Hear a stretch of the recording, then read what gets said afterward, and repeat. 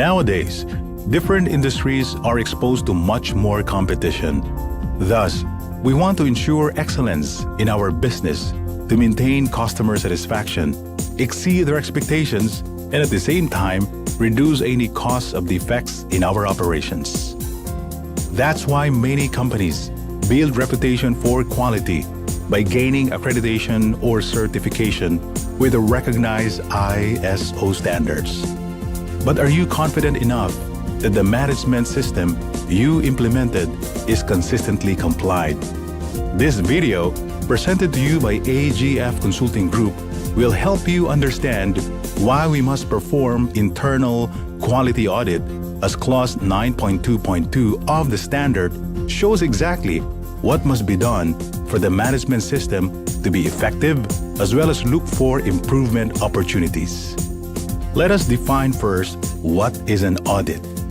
As defined by both 9001-2005 and 19011-2011 standard, audit is a systematic, independent, and documented process for obtaining audit evidence and evaluating it objectively to determine the extent to which audit criteria are fulfilled.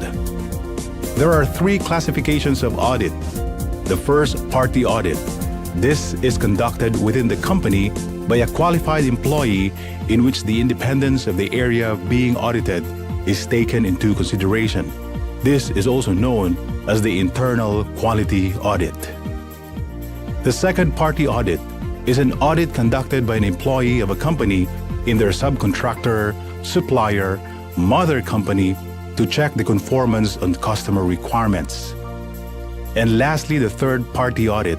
It is conducted by an independent organization or person hired by the company to check conformity to a specific standard, usually refers to the external independent audit or certifying body.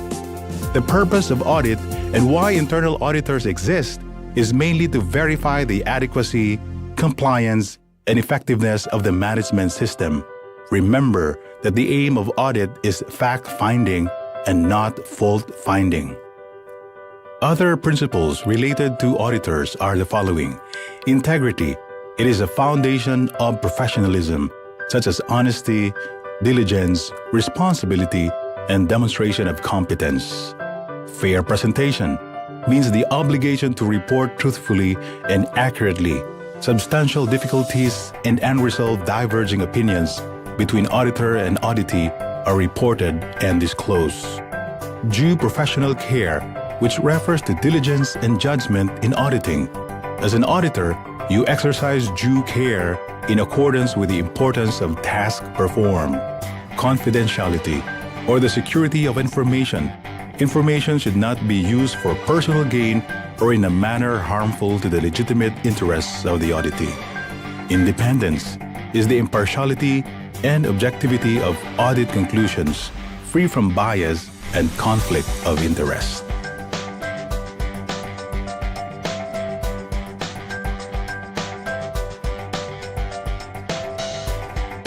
Evidence-based approach, reaching a reliable audit conclusion in a systematic audit process. Your audit evidence should be verifiable based on appropriate samples of information available that is closely related to confidence of audit conclusions. Who are the people behind the internal quality audit? The lead auditor, an auditor who has extra responsibility of managing the audit. The auditor, the person qualified to perform audits. The auditee, this is the organization or process owner being audited. And finally, the audit client, this is the organization or person requesting an audit. Each roles and responsibilities will be discussed further, but first, let us talk about the activities in performing an audit. There are 5 phases of auditing.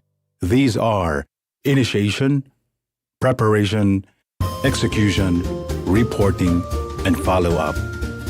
First, initiation.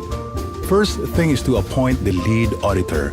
He shall establish initial contact with the auditee and check the feasibility of the audit, the exact schedule, plan, or request. Audit must be at planned intervals, thus make use of the annual internal audit plan. Second, Preparation.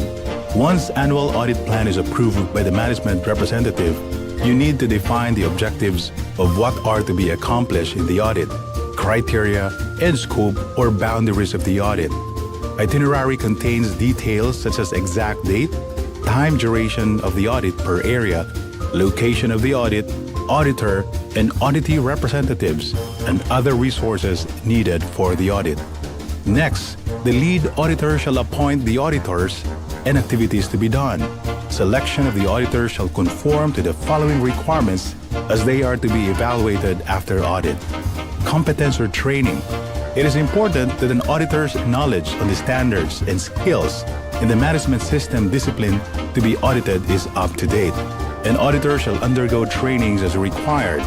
Others even go through assessments such as IQA exam or questioning and workshops. Education. It is suggested that an auditor shall hold at least a secondary school certificate. Experience. It is also recommended that an auditor should be in a position where the activities undertaken help develop skills and knowledge in management system. After selection of audit team, it's time to prepare the working documents or the auditor's toolkit.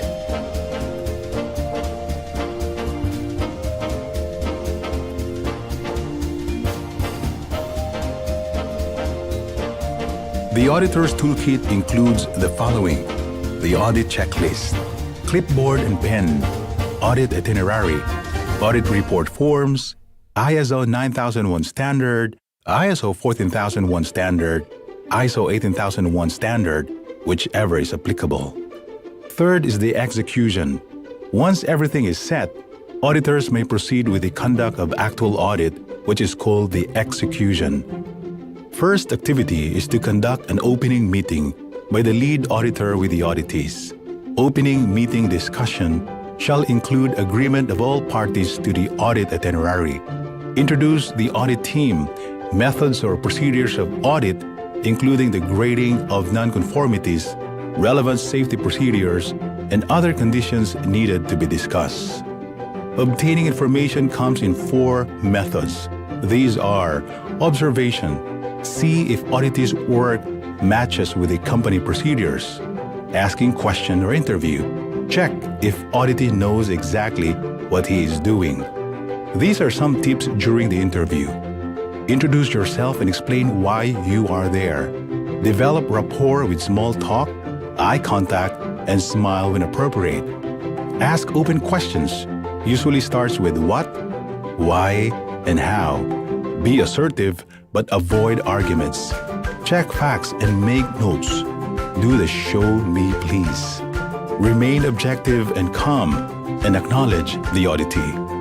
Verifying records kept, if records are maintained or if there's completeness. Selecting records. Examination of records is evidence-based, could be positive or negative, and because there is no time to check everything, so you may select examples like purchase order, incident records, recent changes in the organization.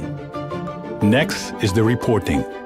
After on-site audit, identified non-conformance is finalized by the audit team and write it formally in the non-conformance report.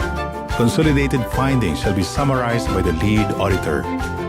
Subsequently, the lead auditor shall initiate the conduct of closing meeting with the auditee and/or ISO core team to discuss audit results, resolve any errors or misunderstanding, and agree possible action plans to address the raised findings if applicable. How do you classify an audit finding? Non-conformance can be a major or minor finding. When can you say it's a major non-conformance?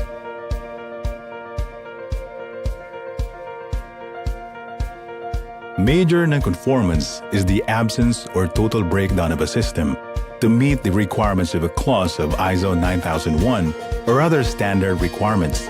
It can be raised as major if a number of lapses against a specific requirement to the extent that there are actual adverse effects on the customer satisfaction and quality of product or service. Observation, a single observed lapse or failure to comply one guideline or company procedure or work instruction which does not jeopardize product or service quality. This may not require corrective action. But always remember that a non-conformance report must be factual, specific, and concise. Completeness of the audit report shall observe the following: objective, scope, audit team and auditee, date and location of audit criteria, audit findings, and relevant evidence and audit conclusions. And lastly, the follow-up. As agreed during the closing meeting, corrective actions are usually decided and undertaken by the auditee within an agreed time frame. Auditors shall evaluate action items to its suitability and follow up within specified time. This may require a visit to verify closure of findings on site. Organizational success is one lifelong process, especially in the business. Such word as improvement has no meaning without the decision to try. Quality of management system has no time limit. You just have to work for it and maintain. To know more about internal quality audit, feel free to visit our website at www.agfconsultinggroup.com, where you can download free resources, or you can send us an email or directly call our hotlines.